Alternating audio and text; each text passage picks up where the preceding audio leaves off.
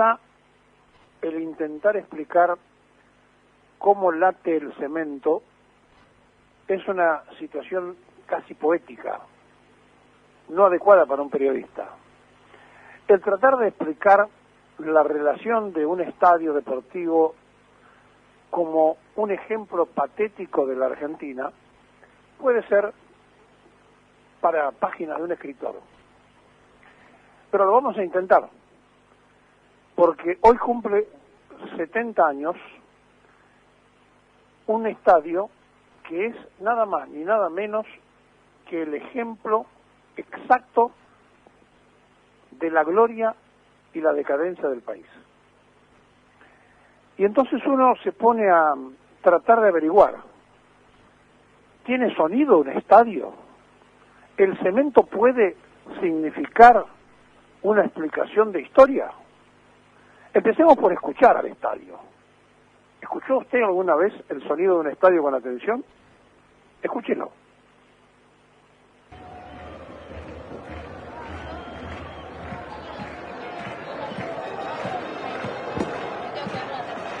Son miles de personas que se mueven, que están, que van, que se preguntan y que crean una expectativa alrededor de un episodio deportivo. El sonido del estadio va acompañado de su propia historia. Historia de pertenencias, historias de ausencias, historias de crecimiento y la propia historia entonces conformada por nosotros mismos, los argentinos, se refleja en ese monumento representativo de todo. Primero porque tiene pertenencia en el lugar, es decir, como el país tiene muchos años en el mismo lugar. Segundo porque está además vinculado por sus calles al descubridor del continente por un lado y a uno que hacía filigramas deportivas en un campo de fútbol por el otro. Es decir, es una vinculación directa de esas cosas, Colón y corbata. Y entonces, cuando hablamos del Estadio Presidente Perón, nos tenemos que meter inexorablemente en la historia de la Argentina, porque por allí pasa el mejor ejemplo de todos. Miren, en 1946, cuando ya el gobierno de Perón había sido elegido por el voto ciudadano, se le otorgó a Racing de Avellaneda un crédito de 3 millones de pesos para la construcción de un estadio, que fue simultáneo al inicio de 120.000 obras públicas que se hicieron del 46 al 55 en la Argentina. O sea, el mayor crecimiento en el uso del cemento, al punto tal que los jugadores de ese club, como premio, recibían bolsas de cemento, que era muy difícil conseguirla. ¿Por qué? Porque el país entero se gastaba todo el cemento en construcciones en un país en desarrollo. Eran los años más felices del siglo XX de los argentinos.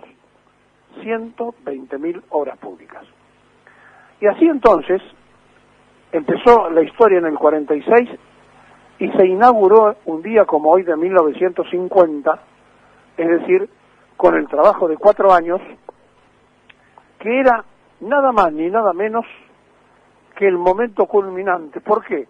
Porque además la Argentina, un año después, iba a ser sede de los primeros Juegos Panamericanos, los primeros que se hicieron en el continente, que por otro lado los iba a ganar ampliamente en el medallero de oro, incluso venciendo a potencias como Estados Unidos. ¿Y qué pasó?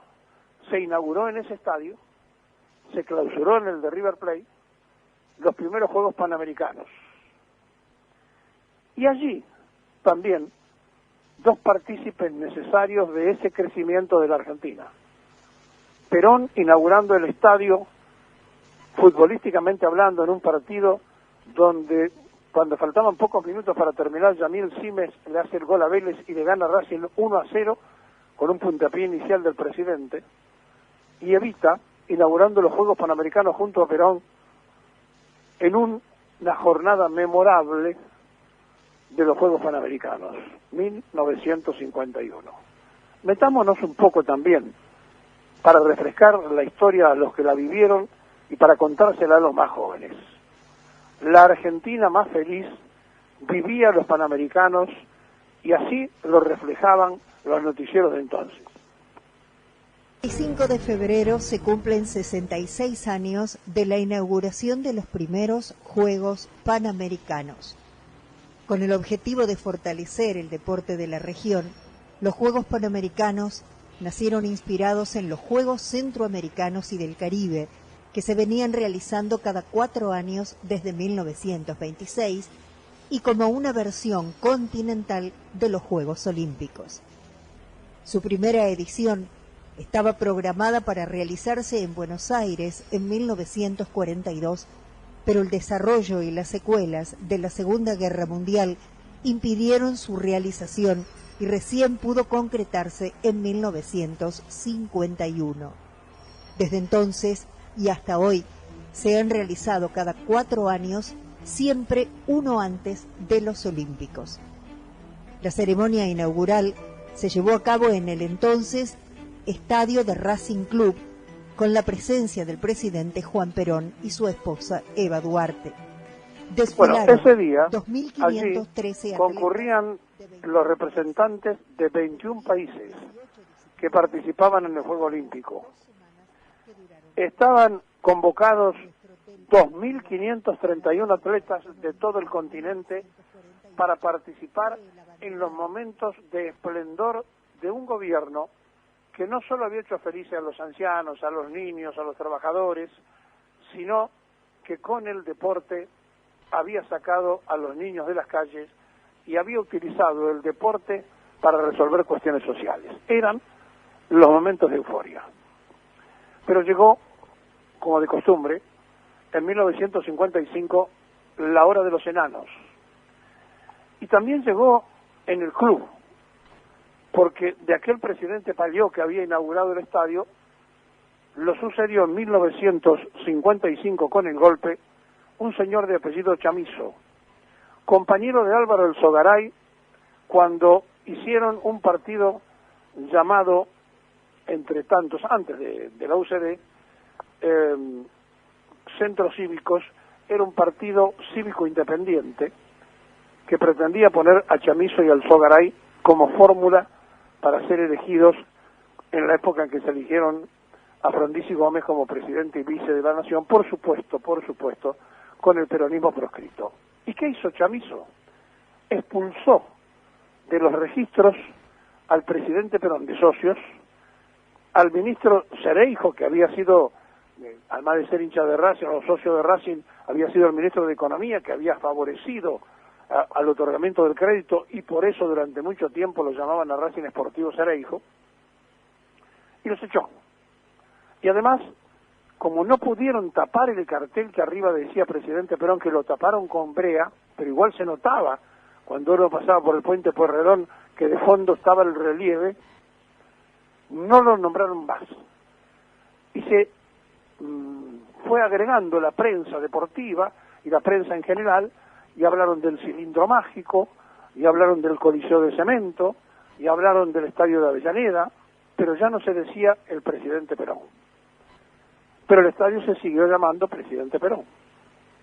Y entonces, como todo se deformó en la Argentina a partir del 55, y todo se iba a deformar en forma constante y permanente en la economía argentina, en esa decadencia llegó también lo más triste. Otro golpe de Estado, también contra otro gobierno peronista. Y entonces vendrían los desaparecidos y los fusilados.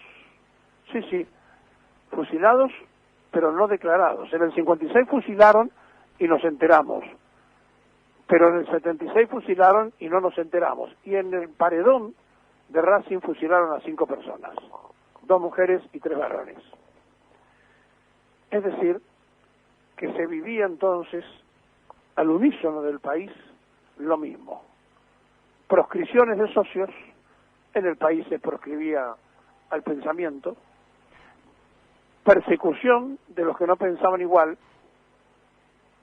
quebranto de la economía del club que tenía ese estadio, y todo eso había pasado, pero en el medio había existido otro golpe militar, la Revolución Argentina. Y en plena Revolución Argentina, cuando también estaba proscrita la política, una multitud impensada, hasta inconsciente, porque nadie sabía que el estadio lo podía aguantar, se reunieron para ver al primer campeón intercontinental del fútbol argentino, primer título mundial del fútbol argentino, y se registraron 120.000 espectadores. Era como que el pueblo estaba en el cilindro mágico, allí estaba en el Coliseo, estaba en el presidente Perón. El pueblo estaba en el presidente Perón, el pueblo deportivo, y eran 120.000 en plena dictadura que gritaban por Racing, que mostraban los mismos colores de la bandera, pero que en realidad era un país entero que aplaudía al primer título mundial. Era casi como que se aplaudía que todavía estuviese allí ese cemento hablando y dando testimonio para la historia.